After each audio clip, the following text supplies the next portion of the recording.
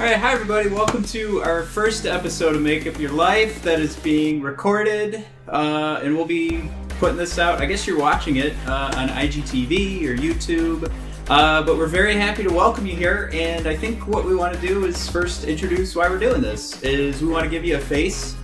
I think all along we had plans to have the Make Up Your Life podcast actually be on video, and this is the point where it's like, all right, we're comfortable enough to do it, and of course, what are we going to do? Talk about coronavirus. When I present it that way, I present it that way because the last thing we want to do is have this episode come out and scare everybody. That is not the goal of this episode. The goal, I think, is to kind of put a level head on everything. I have multiple podcasts, as I've mentioned before, and the only thing we talk about is, it seems, is the coronavirus. So, we're here to spread one thing today, and that's awareness. Oh, I like that. I think as the days go on, I think everybody's perspective on it changes a little bit. I think we either get more fearful or we get more frustrated, or to some sense, we start to push away, or we jump all in and we're like, oh gosh, this is something to be concerned about. And I think, as we discussed, we want to have to start out with a very clear idea of how Multimedia Makeup Academy is looking at this, and how even myself, how I'm looking at this. And this is something that we are treating with a great deal of respect. Yes, I think first and foremost is that we kind of have to treat it with respect. You have to be completely knowledgeable. You want to take the time to read the right articles and figure out why certain things are being done. But I think the worst possible thing is treating it with fear. Because that's how we get complete store shelves empty of toilet paper. And my wife and I are taking inventory to see how many weeks we're going to have toilet paper before we have to go shopping.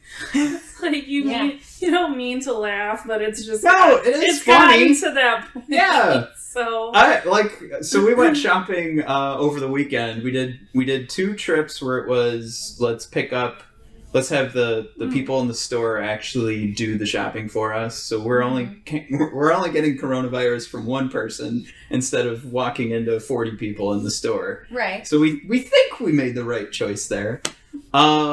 But then it's like we get home, and I really did. I went down to our basement and I went and counted. All right, we have 8 rolls. I feel like that can get us through like 8 weeks. I'm sort of revealing how often I use toilet paper and how many sheets I use.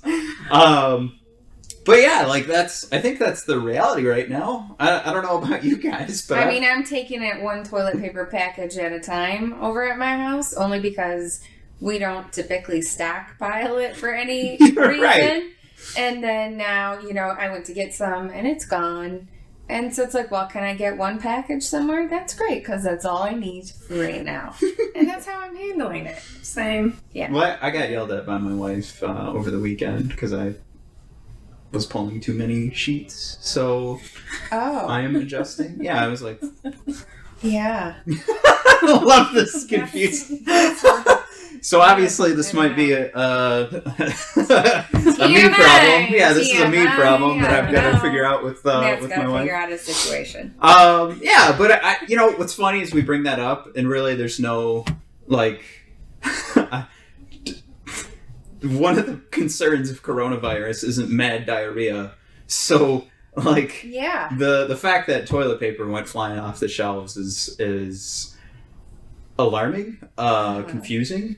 But I think that let's get back to why we're actually here then. Let's pull back from why are we doing the toilet paper? Well, no, that's part of it. Is I think we want to talk about calming things down a little bit and the right sort of way to handle this. We said at the start, by the way, we are sitting too close together. We've actually purposefully set up our offices so that we're further apart, and then to record this and to fit on the screen. We all crammed together, so beforehand we just sprayed each other in the face with disinfectant and said, okay. Oh, actually bathed in hand sanitizer. That's when Jen was looking for me. I was in the restroom.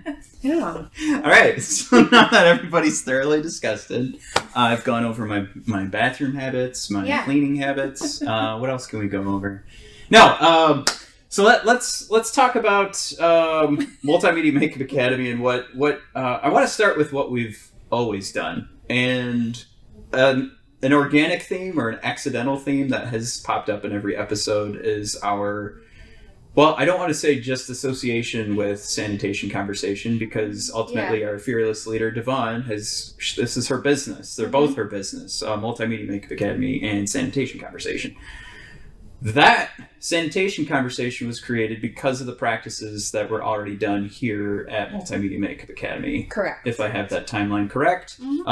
So first of all, let's jump off and let's give some quick lessons here on how some folks that are doing makeup at home, what, if they're not doing it yet, what are we always preaching, or what's some of the and maybe they'll come off as like wash your hands, and that's fine.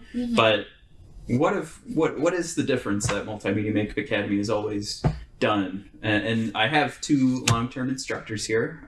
So yeah, what do you guys want to make sure, first and foremost, what do these makeup artists need to do, or what are we always teaching? Okay, so what we've always taught is what people should be doing right now, to be completely honest with you. It is a little sad that it takes a viral outbreak like this to bring awareness to the importance of makeup sanitation.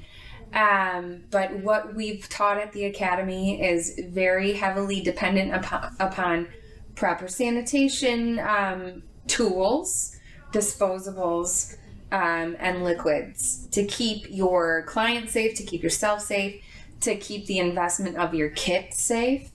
So that ranges from everything to wash your hands before an application, after an application, because you may have touched someone's face on accident, using disposable tools. We stress heavily, it's not the best idea to use your fingers to apply moisturizer. Use a proper brush or a sponge. Same goes with any other aspect of makeup, whether it be foundation, blush, eyeshadow, all of that good stuff. When you talk about things that maybe aren't disposable or cannot be depotted, which is transferring from the master container onto a wax paper palette, or in some cases a stainless steel palette, when we talk about items like pencils, brow pencils, things of that nature, it's how do you use those properly and keep them sanitized. You could be that artist that allows to have a pencil dedicated to your client, knowing full well that in the cost of your application you built in to give that pencil to them. That's safe.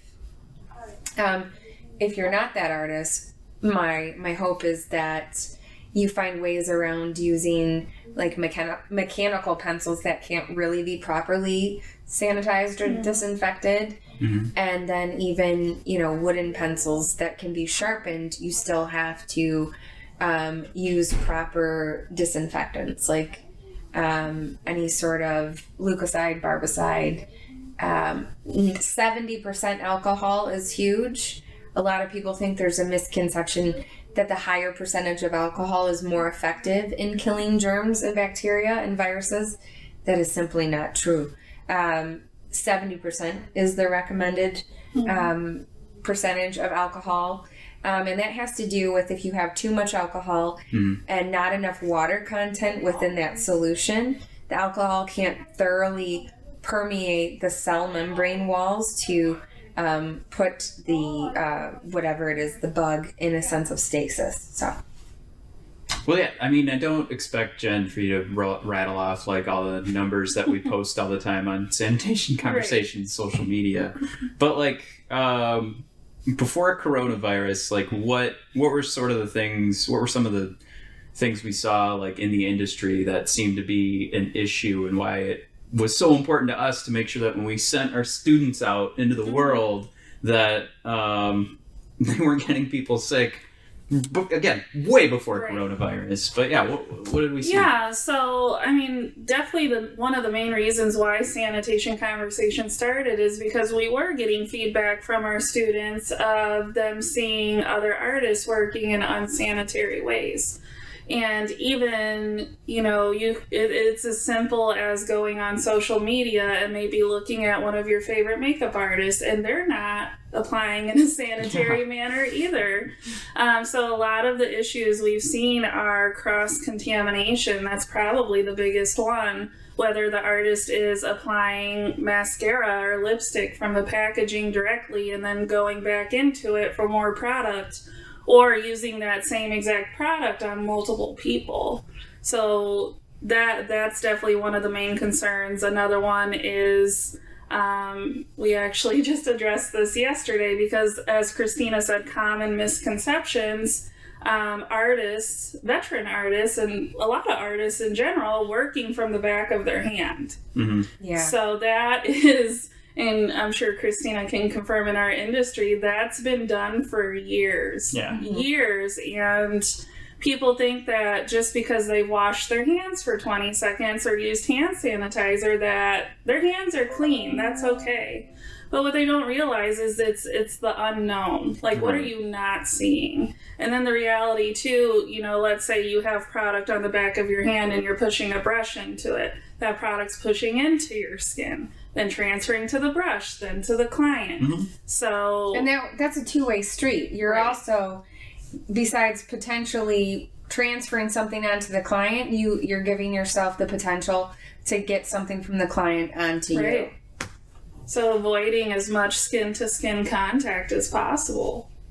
Yeah, I don't think any of us here are ready to call ourselves scientists, but I mean, the idea that this is spongy, the hand, the skin, It's porous. the body. Yeah, Yeah. I mean, we just know it. I mean, if we weigh ourselves before we shower and after we shower, there's a reason that weight I've actually goes never up. done that. Now I want...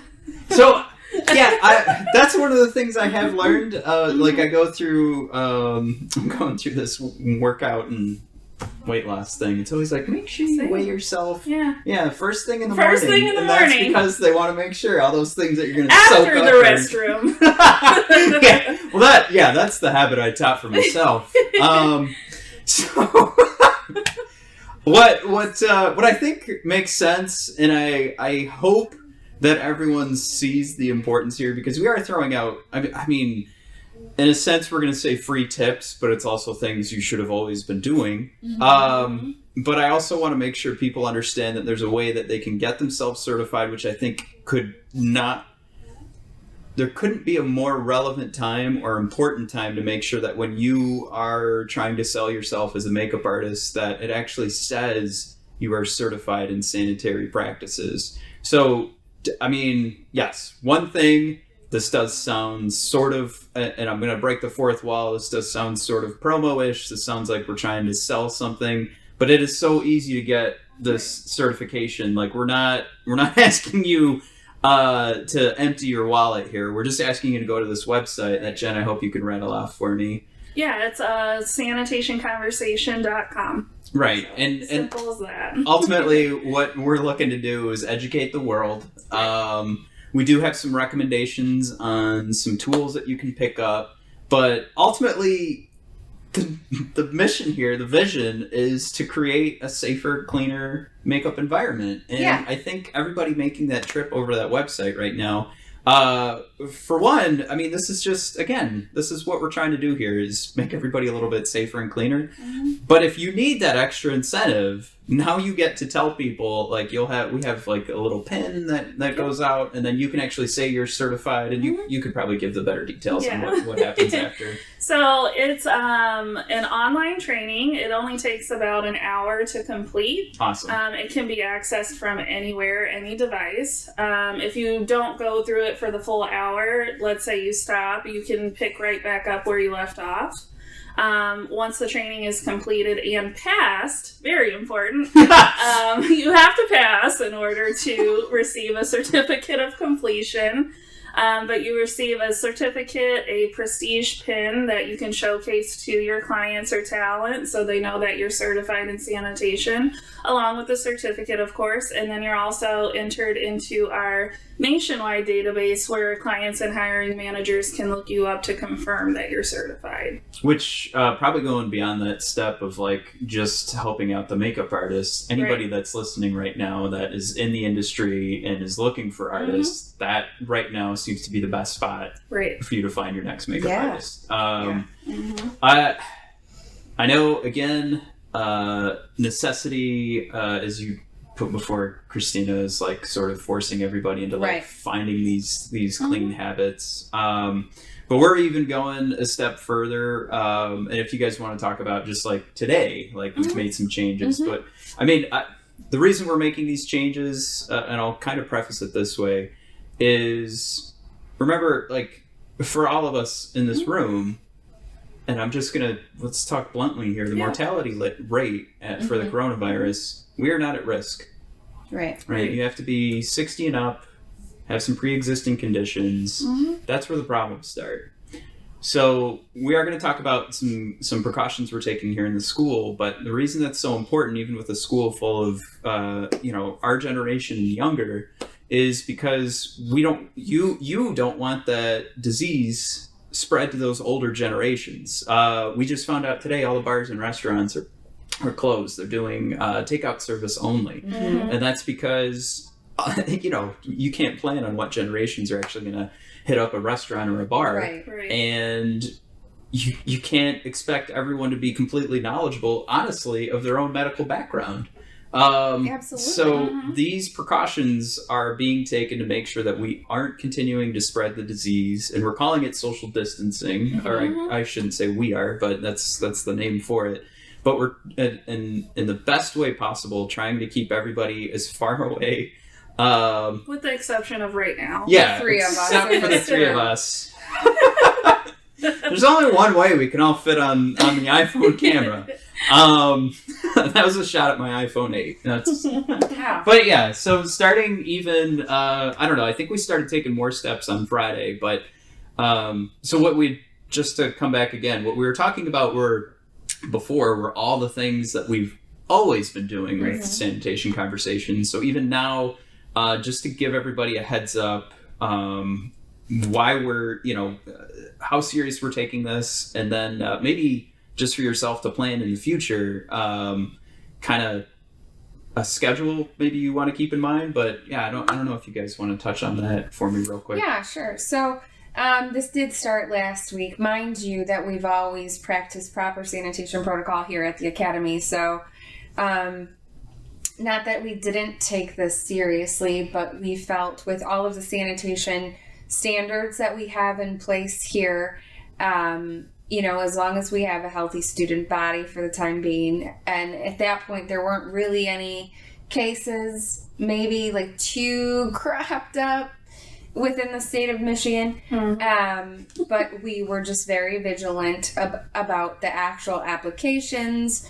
Every corner of the Academy here has proper disinfectant, Clorox wipes, hand sanitizer. We actually have what we call sanitation stations, and those are sinks with soap and water for the students to wash their hands before and after application, before and after eating lunch, anytime they're interacting outside of the suite, just to be safe.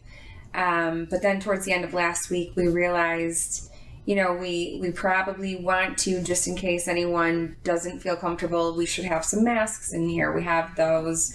We have a protocol. Every surface within the Academy has to be wiped down with proper disinfectant, pretty much on the hour as of right now. And then because we understand the importance of social distancing, there was a fine line between trying to still provide the education for the students without just putting a complete halt on it and saying, you know what, you are going to be on pause for 3 weeks until everything's taken care of.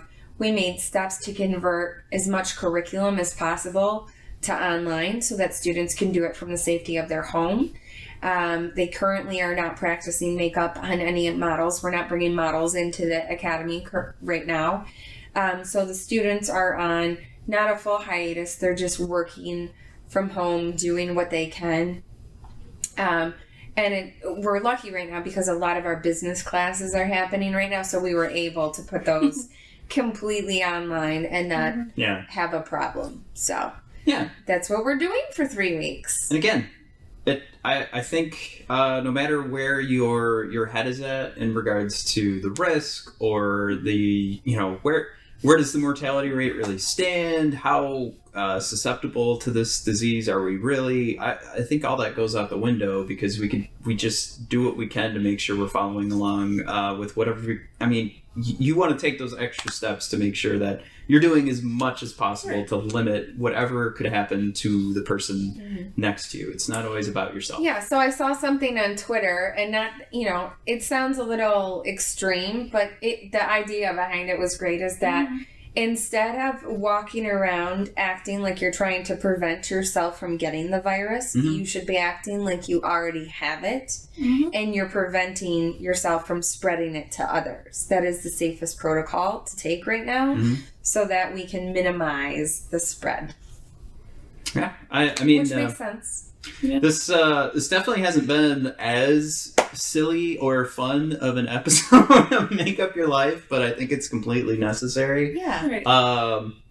It was something like as I'm a huge podcast listener, so every single one of my podcasts I listen to came out with like a special episode this weekend, and not all of them were as serious as ours, but I think with our educational platform, I think we definitely had a responsibility to kind of take that extra step.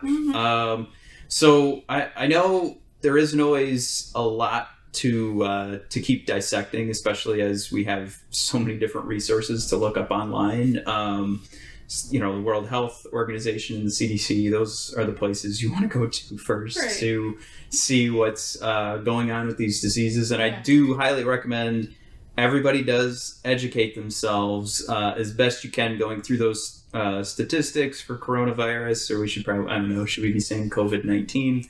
But getting to know from those sources, forget your politicians, whatever side of the aisle you stand on, go to the scientists. The scientists, yes, for sure. And also, to some extent, I will say pay attention to your local authorities, I should say, because this podcast reaches everybody, and it's different from state to state what's going on right now.